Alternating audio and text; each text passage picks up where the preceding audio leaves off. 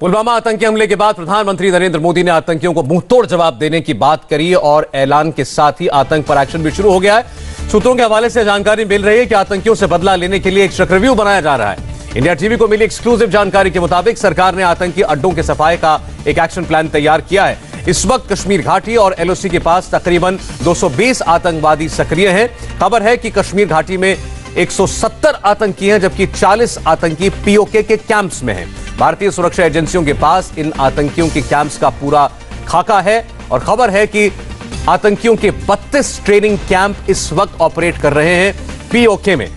हमारे साथ सुरभि जुड़ चुकी है, मेरी सहयोगी, और सुरभि आपको बताएंगी कि आखिर ये कौन से लॉन्च पैड्स हैं आतंकियों के जहां से एलओसी पार करके भारत में आते हैं, ये कौन से ट्रेनिंग कैंप्स हैं और ये कहां कहां स्थित हैं। इनकी तमाम जानकारियां, एक बार इस पर करारा वार सर्जिकल स्ट्राइक के दौरान किया गया था, हो सकता है, मुमकिन है कि दोबारा इनको नेस्त नाबूद करने की तैयारी चल रही हो। सुरभि, बिल्कुल, जल्द से जल्द आतंकियों को एक्शन देखना पड़ेगा और मुंह की भी खानी पड़ेगी। जो जानकारी इंडिया टीवी के पास एक्सक्लूसिव इंफॉर्मेशन हमारे पास है वो इस मैप के जरिए हम आपको बताते हैं। जैसा कि आपने बताया, 32 ऐसे एक्टिव कैंप्स हैं जो कि 28 एलओसी के पास हैं और 4 इंटरनेशनल बॉर्डर के पास। अब इस मैप को अगर आप गौर से देखें तो ये जो ब्लू एरिया आपको नजर आ रहा है, कुपवाड़ा, उरी, ये सब आपको नजर आ रहा होगा लिखा हुआ पुंछ, ये भारत की साइड है, इंडियन साइड है। लेकिन ये जो लाल रंग मेंशन किया गया है, जो नाम यहां मेंशन किए गए हैं, ये नाम है टेरर कैंप के, जहां पर आतंकियों को तैयार किया जाता है।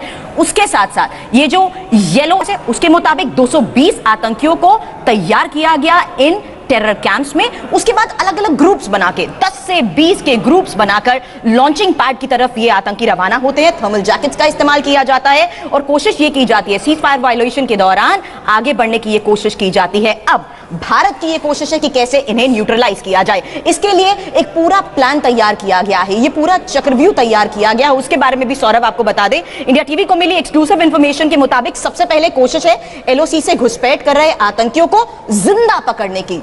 सौरभ, कोशिश ये की जा रही है कि जितने आतंकी सबसे पहले लॉन्चिंग पैड की तरफ आ जाते हैं और उसके बाद ये जो एरिया आप मैप में देखेंगे, ये एलओसी के पास इंटरनेशनल बॉर्डर का वो एरिया है जहां से घुसपैठ की जो कोशिश की जाती है सीज फायर वायलेशन के जरिए भारत की सीमा में शामिल करने की कोशिश के बाद इन्हें कैसे पकड़ा जाए, जिंदा पकड़ा जाए, इन्हें कैसे रोका जाए। दूसरा प्लान, जंगल के रास्ते जैसे ही आतंकी घुसपैठ करने की कोशिश करते हैं, उन रास्तों के जरिए, अगर आपको नाम याद हो तो यहां जैश ए मोहम्मद का आतंकी राशिद गाजी कश्मीर में घुसपैठ करने के बाद पुलवामा गया था। जंगल के रास्ते जैसे इन्होंने शामिल होने की कोशिश की थी, वहां पर कैसे इन्हें पैसिफाई किया जाए, ये एक प्लान है। तीसरा, अगर यहां पर हम बात करें ओवरग्राउंड वर्किंग आर्ड में जो लोकल लोगों को इनको सपोर्ट मिलता है, यानी हंटर लाइन एरिया, इस एरिया के जरिए भी तीसरा प्लान तैयार किया गया है कि कैसे इन सभी टेररिस्ट कैंप की मैपिंग करने के बाद भारत की तरफ बढ़ते इन आतंकियों को रोका जाए। तो एक चक्रव्यूह बनाया गया है और कोशिश यही की जा रही है कि जल्द जम्मू कश्मीर के अलग अलग इलाकों के साथ साथ लाइन ऑफ कंट्रोल पर भी अब ये कड़ा एक्शन देखने को मिलेगा। सौरभ, ठीक सुरभि और जनरल साहब, लेकिन ये बताएं कि ये इन लॉन्च पैड्स पर, आतंकियों के सेफ हाइडआउट्स पर जो एलओसी के पार है, आप एक बार सर्जिकल स्ट्राइक करके इनको तबाह कर चुके हैं, लेकिन ये साफ है कि ये दोबारा खड़े हो जाएंगे और दोबारा खड़े हो चुके हैं। इस पर दोबारा स्ट्राइक की जरूरत है। इनफैक्ट ये जो ट्रेनिंग कैंप्स हैं ये ज्यादा देर के लिए हैं, लॉन्च पैड कम देर के लिए होते हैं। ये जो इंफॉर्मेशन दी है बहुत सही दी है। इनफैक्ट जो नंबर ऑफ टेररिस्ट बताया गया है, नंबर ऑफ टेररिस्ट कैंप और लॉन्च पैड दिया गया है, इसके बारे में अभी डिटेल्ड इंफॉर्मेशन उसको और भी चीजल करके उसको और भी डिटेल में पता किया जाएगा। अगर आपने इनको टारगेट करना है तो उसके बारे में इंटेलिजेंस, हर एक डिटेल को पता करने की जरूरत है। इंटेलिजेंस पता करने के लिए human intelligence, technical intelligence, cyber intelligence, military intelligence सभी काम करते रहते हैं। लेकिन अभी ये घड़ी है कि अगर आपने उनके ऊपर में एक्शन करना है, किसी प्रकार का भी जो एक्शन करना है, चाहे वो फायर से हो, चाहे वो आर्टिक गन से हो, चाहे वो मिसाइल से हो, जहां एयरक्राफ्ट, हेलीकॉप्टर, जहां किसी भी तरीके से हो, जहां चाहे वहां पर सिक्योरिटी फोर्स का एक्शन प्लान किया जाए। सबसे जरूरी है प्रिपरेशन और प्लानिंग के दौरान में आपकी इंटेलिजेंस का स्टैंडर्ड बहुत ऊंचा होना चाहिए। इनफैक्ट इस वक्त के ऊपर में जरूरी है कि कौन कौन से ट्रेनिंग कैंप्स कैंप्स हैं जो एक्टिव हैं, लॉन्च पैड जो एक्टिव हैं, उनके बारे में जो डिटेल है उसको खंगाला जाएगा जी। लेकिन हमने पता किया जाएगा। भारत ने कभी ट्रेनिंग कैंप्स के ऊपर हमला नहीं किया आज तक। पिछली सर्जिकल स्ट्राइक में भी आपके निशाने पर, फोर्सेस के निशाने पर यही लॉन्च पैड्स थे, हाइडआउट्स थे। ट्रेनिंग कैंप्स बताया जाता है कि पीओके में और अंदर है, वहां तक पहुंच पाना या उनको हिट कर पाना, ये कितना मुश्किल है या कितना मुमकिन है? मुश्किल तो नहीं है, but it is a matter of details. किस प्रकार से उनको टैकल किया जा सकता है। अगर आपके पास में उनकी पूरी इंफॉर्मेशन है, डिटेल्ड इंटेलिजेंस है, तो उसको टैकल करने के लिए बहुत तरीके हो सकते हैं। इनफैक्ट मेरी नजर में लॉन्च पैड, ट्रेनिंग कैंप्स और जहां पर भी टेररिस्ट के हेडक्वार्टर्स हैं, जहां पर भी ऑपरेट करते हैं, जो भी इनका नेटवर्क का रूट है, जो इनके लॉजिस्टिक डंप्स हैं और जो जो पोस्ट इनको सप्लाई करता है, जो इनको मदद करता है, हर एक को टारगेट करना चाहिए। इनफैक्ट ऑप्शन पूरे रखने चाहिए, लेकिन अपना प्लानिंग और तजवीज के मुताबिक चूज करना चाहिए कि कौन सा टारगेट लिया जाएगा। हमारे साथ नीतीश चंद्रा भी जुड़े पटना से और उनके साथ बहुत से लोग भी हैं। नीतीश, आज प्रधानमंत्री को सुनकर के एहसास हुआ कि प्रधानमंत्री को भी एहसास है देश में कितना गुस्सा है, लोगों में कितना आक्रोश है और लोगों की मांग, और उन्होंने कहा भी कि जो लोग सोच रहे हैं वैसा कुछ जवाब दिया जाएगा दुश्मन को। लोगों के बीच क्या रिएक्शन है प्रधानमंत्री की बात के बाद? देखिए, बिल्कुल ऐसी ही सोच लोगों की भी है, बिल्कुल ऐसा ही गुस्सा जो है वो लोगों का साफ तौर पर दिख रहा है। मैं इस वक्त पटना के मसौढ़ी में हूँ, शहीद संजय कुमार सिन्हा के घर के बाहर, और यहाँ पर आसपास के लोग भी पहुँच रहे हैं, आसपास के गांव के लोग, और लोगों से मेरी बातचीत हो रही थी। काफ़ी गुस्से में लोग। क्या लगता है आपको, जिस तरह से पाकिस्तान ने ये कायराना हरकत की है, जवाब करारा मिलना चाहिए? बहुत करारा मिलना चाहिए। जिस तरह सर्जिकल स्ट्राइक किया गया था उससे भी कुछ ठोस कदम उठाना चाहिए और पाकिस्तान को ऐसा दिखलाना चाहिए कि वो इस सब नापाक हरकत करने से पहले सोचे। क्या लगता है फिर से एक सर्जिकल स्ट्राइक की तुरंत जरूरत है? सर्जिकल स्ट्राइक के साथ साथ पूरे देश में एक माहौल जो ऐसा बन गया है कि सर्जिकल स्ट्राइक ही नहीं, पूरे तरह से आतंक को खात्मा करने की आवश्यकता है। और आज यह एक जो गाना है कि ये मेरे वतन के लोगों याद करो कुर्बानी, सिर्फ याद करने से नहीं, उस कुर्बानी के लिए कुर्बानी देनी पड़ेगी तो कम है, लेकिन हम तत्पर हैं। और यह पीएम मोदी को पूरे मंत्रालय से आग्रह करता हूं कि यह सिर्फ बयानबाजी करने से और बैठक करने से नहीं, बल्कि सर्जिकल स्ट्राइक करके और पूरी तरह से पूरे देश को मजबूती प्रदान करें। तो बिल्कुल आपने देखा सौरभ, बिल्कुल ऐसा ही गुस्सा है, और जो भी लोग यहाँ पर आ रहे हैं हर कोई ये चाहता है कि पाकिस्तान को करारा जवाब मिलना चाहिए, सर्जिकल स्ट्राइक होना चाहिए। कई लोग ये भी कह रहे हैं कि नेताओं को अभी चुनाव की चिंता बिल्कुल छोड़ देनी चाहिए और पूरा ध्यान अभी इस पर होना चाहिए कि कैसे इस हमले का तुरंत बदला लिया जाए, कैसे पाकिस्तान को जवाब दिया जाए। सौरभ, बिल्कुल ठीक। और आप एक शहीद के घर के बाहर मौजूद हैं। हमने तस्वीरें थोड़ी देर पहले दिखाई थी बडगाम की, जम्मू कश्मीर की, जहां पर सभी जवानों के पार्थिव शरीर वो रखे हुए हैं और उनको दिल्ली लाने की और जहां भी परिजन हैं उनके घरों तक पहुंचाने की प्रक्रिया जो है वो भी अब शुरू हो चुकी है। तो लोगों का गुस्सा तो आप देख ही रहे हैं, लेकिन सरकार ने भी साफ कर दिया है कि ये गुस्से का इजहार अब उनके सामने किया जाएगा जो इसके असल जिम्मेदार हैं और जो गुनहगार हैं।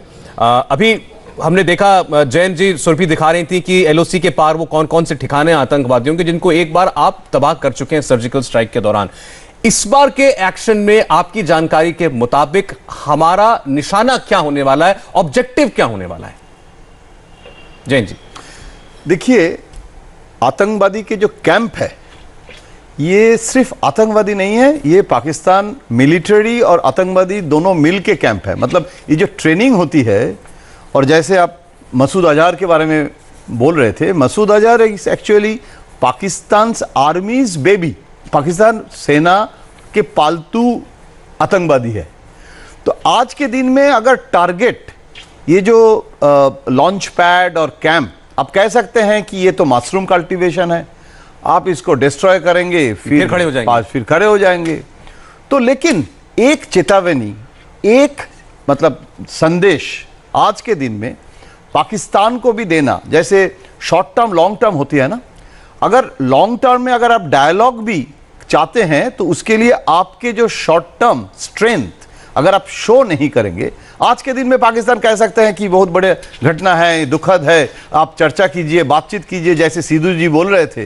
तो ये तो पाकिस्तान का जो रुख है कि आप चर्चा करो, लेकिन अभी इस समय पाकिस्तान जो किए हैं, इसमें अगर कोई एक्शन नहीं लिया गया और एक स्ट्रैटेजिक पोजीशन भी आपका स्ट्रेंथ होते हैं, आप ये कह सकते हैं कि 5 साल बाद फिर कैंप हो जाएगा, लेकिन कम से कम इसको अगर न्यूट्रलाइज किया जाए, क्योंकि देखिए परवेज मुशर्रफ भी उस समय वाजपेयी जी और Advani ji deputy prime minister थे, माना था कि ये कैंप है और ये कैंप हम मानते हैं। जब वो खुद प्रेसिडेंट बने तो वो मान लिए थे, और अगर आप बाहर में नहीं कहेंगे तो हम इसको न्यूट्रलाइज करेंगे, ये एश्योरेंस दिया था। तो पाकिस्तान के साथ बातचीत करके एश्योरेंस तो इसके पहले बहुत बार मिल चुका है, उसका कोई मतलब नहीं, कोई मतलब नहीं है। जनरल साहब ने एक बात अच्छी कही, जनरल साहब ने कहा, साफ बताया कि आपके पास कैपेबिलिटी है कि आप इन टारगेट्स को न्यूट्रलाइज कर सकते हैं।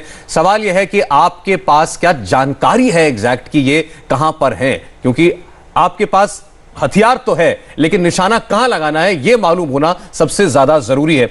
एक बार रुचि का रुख कर लेते हैं। रुचि इस वक्त उन्नाव में है और उन्नाव से भी एक जवान शहीद हुए कल के इस हमले में। रुचि, पूरे देश में तो एक किस्म का गुस्सा है और एक मांग है सरकार से, लेकिन जब आप उन लोगों से मिल रही हैं जो इन शहीदों को जानते थे, जो इनके साथ रहते थे, तब ये क्या महसूस कर रहे हैं? देखिए, जो अजीत आज़ाद है, यहाँ के जो शहीद हुए हैं, उनकी पत्नी से हमने बात की, उनकी माँ से की, उनके पिता से की और 8 क्लास में पढ़ने वाली उनकी छोटी सी बच्ची से की। उस बच्ची का भी ये कहना है कि जिस तरह से उसके पापा को जला के फूंक किया गया है, उसी तरह से उन आतंकियों के साथ भी सलूक होना चाहिए, पाकिस्तान के अंदर घुस के उनको मारना चाहिए। तो इस तरह का गुस्सा यहाँ परिवार में भी है और जो बाहर लोग खड़े हैं उनमें भी है। ये जिस तरह से आतंकियों ने, आपके भी घर के थे, उनको शहीद हो गए, क्या लगता है उनको किस तरह से जवाब देना चाहिए? और क्योंकि इसमें पाकिस्तान सीधे सीधे इन्वॉल्व है, क्या करना चाहिए पाकिस्तान के साथ? अब तो इसमें कोई गुंजाइश है नहीं, जिसमें ये गुमराह करने वाली बात नहीं। जैसे मोहम्मद का खुला स्टेटमेंट है उसका, उससे संगठन उससे जुड़ा हुआ है। इसमें तो सीधा खुला पाकिस्तान की वारदात है। अभी तक सबूत नहीं जुटा पाते थे कि मेरे पास सबूत नहीं है। क्या करना चाहिए अब तो सीधा घुस के मारना चाहिए, घर पे सीधा अटैक कर लीजिए, बिल्कुल अटैक करना चाहिए। और प्रधानमंत्री नरेंद्र मोदी जी से मैं गुजारिश करूंगा कि बिल्कुल समय ना लगाएं, 19 की चुनाव की रणनीति बाद में करें। देश में जो शहादत हुई है उसके लिए वो कठिन से कठिन कार्रवाई करने के लिए जवानों के लिए नहीं। रुचि, जो मांग इनकी है प्रधानमंत्री से वो पूरे देश की, लेकिन अच्छी बात यह है कि प्रधानमंत्री ने अपना रुख आज बिल्कुल साफ कर दिया। सेना के हाथ खुले हैं, जवाबी कार्रवाई होगी, जल्द होगी और तब होगी जब भारत चाहेगा। एक ब्रेक का वक्त है, लौटते हैं।